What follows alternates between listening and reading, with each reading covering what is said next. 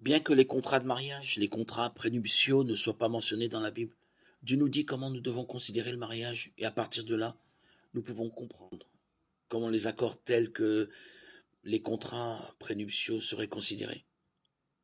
Dieu a voulu que le mariage soit permanent, qu'il dure aussi longtemps que les deux conjoints sont en vie.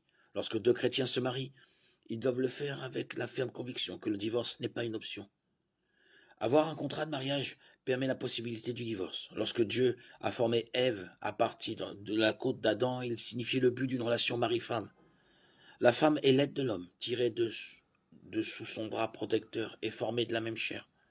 C'est pourquoi l'homme quittera son père et sa mère et s'attachera à sa femme, et ils deviendront une seule chair. Genèse 2, 24. Évidemment, étant une seule chair signifie qu'un mari et une femme ne devraient même pas envisager de se séparer.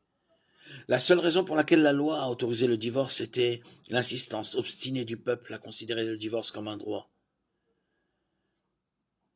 Les maris sont appelés à aimer leur femme avec le même amour que Christ a montré à l'Église.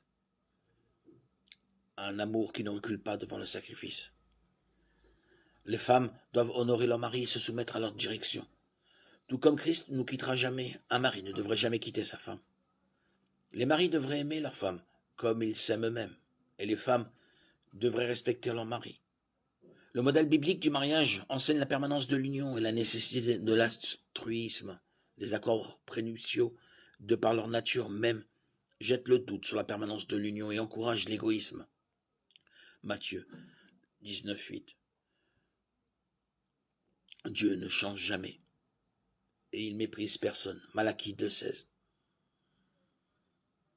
L'amour décrit dans 1 Corinthiens 13 devrait rendre inutile le recours aux contrats prénuptiaux, contrats de mariage.